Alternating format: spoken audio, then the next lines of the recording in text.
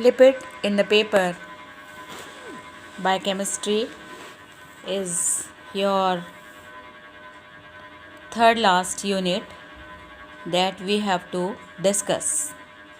So lipid, one of the biomolecule, and in nature this biomolecule could be seen in the different form as butter, mustard oil, ghee, wax, as a part of biological membrane, hormones as insulation for vital organisms, and as the most important energy storage compound. It means that in your in our surrounding, we could see lipid in different forms in our daily routine as butter, what we use during our breakfast, during any meal, one of the tastier integral part of our meal. The ghee that we use to cook our meal, and the mustard oil also, that is one of the integral part of our daily routine in the kitchen, and as a part of biological membrane. That is biological membrane basically made up of two important components, that is lipid and protein, and this collectively in toto gives the typical structure to the biological membrane, and in turn the different biochemical and physiological aspects to the biological membrane. Hormones, one of the chemical that is responsible for the growth, for the development, for the differentiation of our body from the fetus to the mature form, either in our case or in animal or in plants, and as insulation for vital organisms, and as the most important energy storage compound. So if we are having fat, then definitely it could provide us energy via its oxidation. When we discuss the nature of the lipid, we see that when we consider the biochemical aspect of the lipid, and in order to know its nature, this is actually a heterogeneous group of organic compounds and not polymers. It seems that a triglyceride is having, since a triglyceride is having a glycerol molecule plus 3 fatty acids, so it should be a polymer, but this is not the polymer because there is no repetition of a single monomer unit. Second characteristic feature that we are having with lipids is that this is insoluble in water.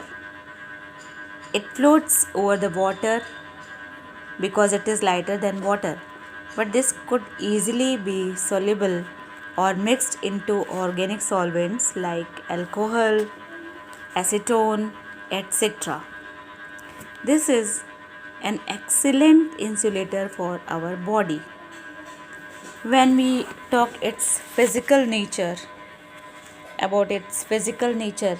the pure fat is colorless. It doesn't have any color, odorless, no smell, and tasteless.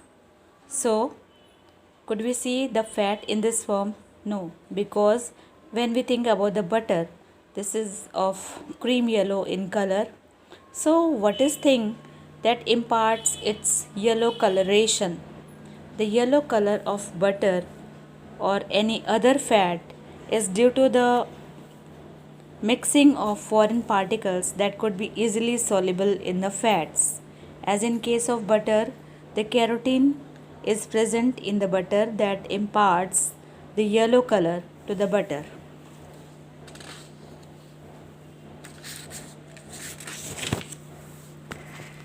Now, second characteristic feature that we are knowing, this may be either liquid or solid physically at the room temperature. Now, what is the form that could be seen in the form of liquid? the mustard oil is liquid at room temperature, while on the other hand, the pure ghee is basically solid at the room temperature during the winter season, or coconut oil is solid at the room temperature during winter. So, what is the fact that gives the physical form liquid on one hand and the solid on the other hand?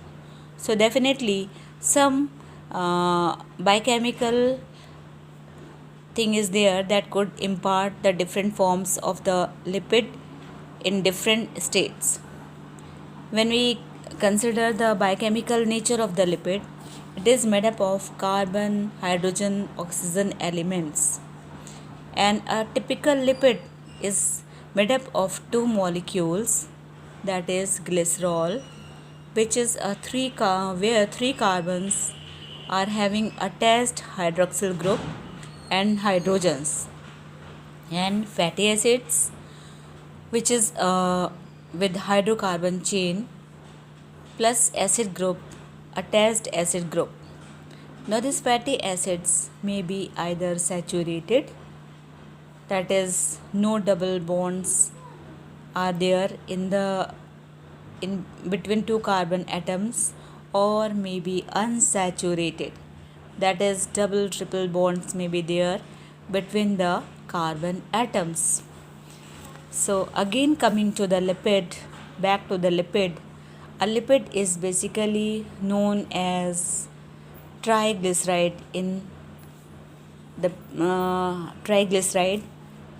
Why triglyceride? Because it is having one glycerol with three fatty acids. These are the esters of glycerol plus fatty acids, where one glycerol molecule is being esterified or condensed with three fatty acids. Now these three fatty acids may be either same or different. Depending on the nature of fatty acids, it seems that if glycerol is common, then the second molecule, this is the fatty acid, which is either same or different, imparts the different states of lipid. And now these fatty acids with glycerol, which is known as triglyceride, is collectively known as lipid, and this lipid may be of three different types. Simple lipid, where on one hand we could see either fats and oils, and on the other hand we could see the waxes. Wax is very hard, while oil soft, very soft, slippery, and fats they are comparatively solid than the oils. Now these fats and oils, which are two different form of simple lipids, on hydrolysis gives fatty acid plus glycerol. And now this fat may be why there is fat and oil. If both on hydrolysis gives fatty acid and glycerol, then the fats are actually having saturated fatty acids, while on the other hand oils have unsaturated fatty acids. So this unsaturation gives, or unsaturation means presence of double bonds between carbon atoms, imparts the liquid nature to the lipid, while saturation imparts the solid nature to the lipid. On the other hand, when we consider the harder form of the lipid, that is wax, actually this gives fatty acid and long chain alcohol on hydrolysis. So now we are having an idea that the lipid could exist in three different forms: totally liquid like, that is oil; harder than the liquid, that is fats; then most hardest, that is waxes. So we are having three broader categories till now of the lipids: oil, liquid, fats harder than oil, and waxes hardest one. And these are the three types of the simple lipids. It means up to this discussion it is very clear that since glycerol is common, so in case of fats and oils, so this is the fatty acid that could be responsible for the different states of lipid. So now we will have an idea of the fatty acids. Now this fatty acid is present in a triglyceride along with the trihydroxyglycerol. So besides the trihydroxyglycerol, we are having the fatty acids that could be basically of two types, saturated and unsaturated. The saturated fatty acids, this has no double bonds between carbons and all the valences of carbon are saturated laterally by hydrogen. This saturated fatty acid is solid and this is of animal origin mostly, and this fatty acid is having a straight chain of carbons. While in case of unsaturated fatty acids, double bonds are there between carbons, and this is liquid at the room temperature, and this is of plants origin in nature basically. The chain is bended where the double bond is present. The second major category of lipid is the compound lipid that could be basically categorized into three different major categories: phospholipid, glycolipids, and the third one is sphingolipids.